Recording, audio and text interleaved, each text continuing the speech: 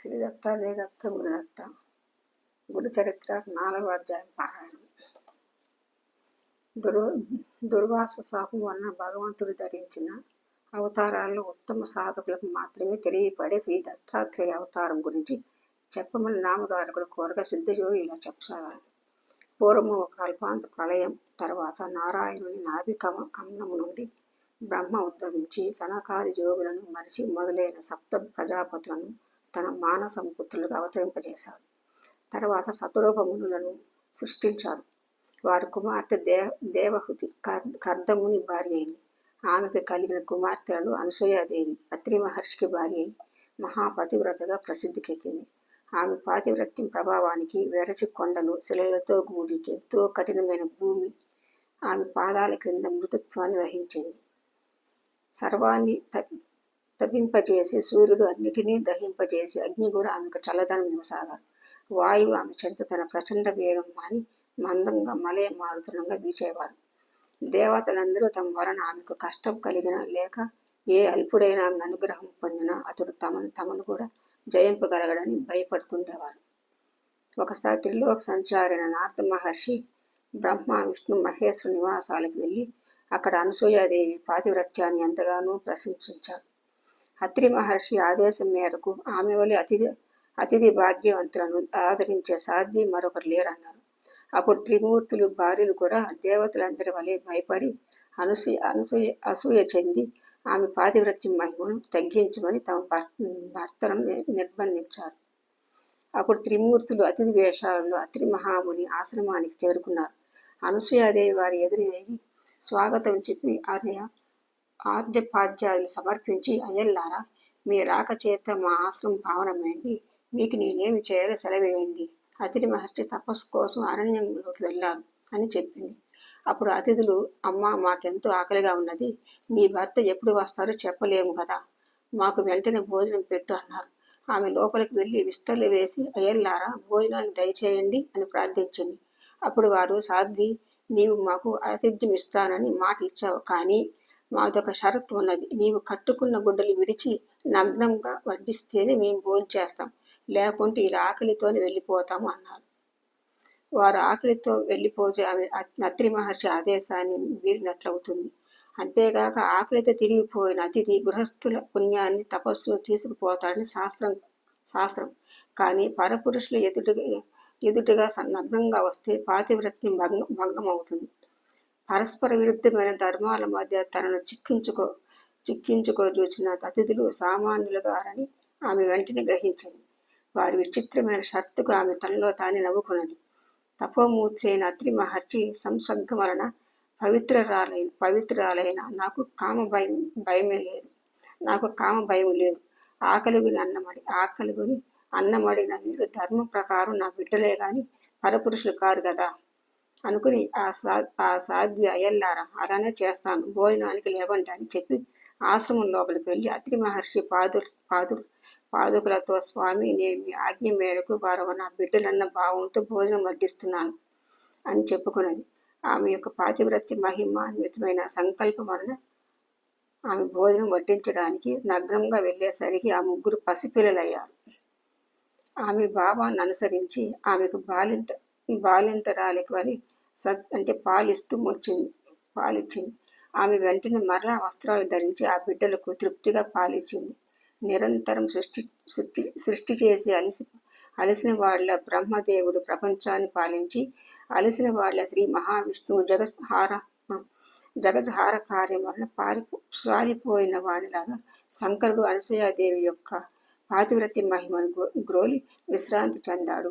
ఆ మహాపతివ్రత తన దివ్య దృష్టి వలన ఆ ముగ్గురు త్రిమూర్తులని తెలుసుకుని ఉయ్యాలలో పెట్టి ఆ జరిగిన కథని జోరగా పాడుతున్నది.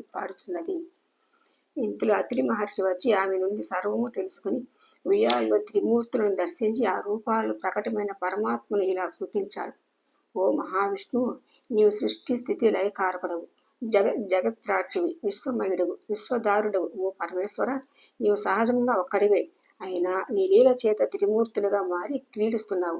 వాస్తవానికి ఈ జగత్తు నీకంటే వేరుగాకపోయినా మసక చీకటిలోని త్రాడు దానికి భిన్నమైన పాముగా గోచరించినట్లు నేను నేను నాది అనే మాయతో కూడిన భావన వలన నీకంటే వేరైనట్లు జీవులకు గోచరిస్తున్నది. ఉయ్యాలలోని పిల్లలు హాయిగా నిద్రపోతున్నారు. త్రిమూర్తులు ఆ స్తోత్రానికి తృప్తి చెంది తమ నిజ రూపాలతో కూడా ప్రత్యక్షమై వరం కోరుకోమన్నారు. అప్పుడు ఆయన సాభిప్రాయంగా భార్య వైపు చూస్తూ, సాధ్వి, వీరు మనసు చేత కూడా పొందడానికి వీలు కాని వారు. ఆయన నీ భక్తి వలన ఇలా వచ్చారు. నీ అభిష్టం ఏమిటో నివేదించుకో అన్నాడు. అనసూయాదేవి, స్వామి, ఈ సృష్టి యొక్క వికాసం కోసమే మీరు భగవంతుని చేత సృష్టించబడ్డారు కదా. కనుక ఈ 3 మూర్తులు ప్రత్యక్షమైన వీరిని పుత్రులుగా పొంది మీ అవతార కార్యం నెరవేర్చుకోవడమే నా అభిష్టం అన్నది. అత్రి మహర్షి సంతోషించి, మీరు మాకు పుత్రులుగా పుట్టి ముద్రించండి అని కోరారు. అప్పుడు వారు, మహర్షి, మమ్ము నీకు సంపూర్ణంగా దత్తం చేసుకున్నాము అన్నారు. ఆ పతివ్రత ప్రభావం చేత త్రిమూర్తులు అత్రి కోరిన వరమును అనుగ్రహించి తమ లోకాలకు వెళ్ళి వారి భార్యలను కలుసుకున్నారు. తర్వాత అత్రి అనసూయాలకు 3 పుత్రులు కలిగారు. సద్గురువులైన అత్రి మహర్షికి ఆత్మ సమర్పణ చేసుకుని సేవించిన ఫలితంగా తనకు ప్రతిభంగం చేసి శపించడానికి వచ్చిన త్రిమూర్తులు బిడ్డలుగా పొందింది అనసూయాదేవి. తర్వాత అత్రి మహర్షి బాల విష్ణుమూర్తికి దత్తుడని దర్శనం మాత్రం చేత అందరికీ హృదయాలకు ఆహ్లాదాన్ని ఇచ్చే బ్రహ్మదేవునికి చంద్రుడని ప్రళయకర్త అయిన రుద్రుడికి దుర్వాసుడని నామకరణం చేశారు.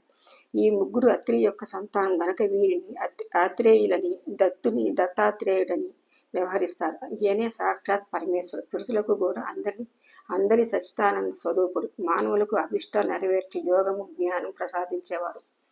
స్మరించిన తక్షణమే అనుగ్రహిస్తుంటూ సర్వతా సంచరిస్తుంటాడు. దుర్వాసుడు మిక్కిలి కోప స్వభావం గలవాడైన ఆయన కోపం కూడా లోకానికి కళ్యాణమే చేకూరుస్తుంది. చంద్రుడు సర్వజీవులను పోషిస్తుంటాడు. తర్వాత బ్రహ్మ, చంద్రుడు, శివుడు, దుర్వాసుడు తమ దివ్యాంశులను దత్తాత్రేయుని అందించి తల్లి అనుమతితో తపస్సుకు వెళ్ళిపోయారు. నామధారక అలనాటి దుర్వాసన శాపం వల్లనే పరమాత్మైన శ్రీదత్తుడు శాశ్వతంగా భూమి మీద సంచరిస్తూ భక్తులను అనుగ్రహిస్తుంటాడు. అసలు ఆయన అవతరించేది అందుకు. స్థూల దృష్టికి అలా కనిపించిన నిజానికి ఇతర అవతారాలు తమ కార్యం తీరగానే శరీరాలు త్యాగం చేసి వైకుంఠాన్ని వెళ్ళిపోయినట్లు భగవంతుడి దత్తావతారములు చేయడు. శ్రీరాముడు రావణాది రాక్షస సంహారం కోసం, శ్రీకృష్ణుడు దుర్యోధన దుష్టులను సంహరించి భూభారం తగ్గించడానికి అవతరించారు. ఆ కార్యాలు తీరగానే ఆ ఇద్దరు తమ శరీరాలు వదిలివేశారు. కానీ సర్వజనోద్ధరణమైన దత్తావతార కార్యం సృష్టి ఉన్నంత వరకు కొనసాగవలసిందే. కనుక దత్తాస్వామి అవతార త్యాగం చేయకుండా నిత్యం భూమిపై సంచరిస్తుంటాడు. శ్రీ దత్తాత్రేయుడు ఆది గురువు. పూర్వం భగవంతుడు మత్స్య, కూర్మ రూపాల్లో అవతరించాడు. అలాగే ఈ కలియుగంలో కూడా ఇప్పటికీ 2 సార్లు అవతరించాడు. కలియుగంలో అజ్ఞానులకు గోచారం కాకపోయినా ఆ 2వ అవతారంలో ఇప్పటికీ కూడా భక్తులు అభీష్టాలు నెరవేరుస్తున్నారు. ఇతర యుగాల్లో కర్మ చేత తప్ప సిద్ధించిన పుణ్యం ఈ కలియుగంలో పరిమిత కాలం సంకల్పం చేతనే సిద్ధిస్తుంది. కనుక ఇట్టి కలియుగంలో జన్మించి బుద్ధిపూర్వకంగా శ్రీగురుని ఆరాధించి తరించడం ఎంతో సులభము. అట్టి అవకాశం పూర్వపుణ్యం చేత నీకు లభించింది. కనుక నేను చెప్పే ఈ గురు కథల శ్రద్ధతో విను అన్నారు సిద్ధయోగి. నామధారకుడు దత్తావతారం గురించి విని ఆనందించి, ఆహా, అలనాటి అనసూయాదేవి పాతివ్రత్యం వలన మన మానవాళికి గురు పరంపర అందువలన మా ఇంటి అజ్ఞానులకు మీ వంటి గురువు యొక్క కృప లభిస్తాయి అన్నాడు. శ్రీదత్త, జయదత్త, గురుదత్త.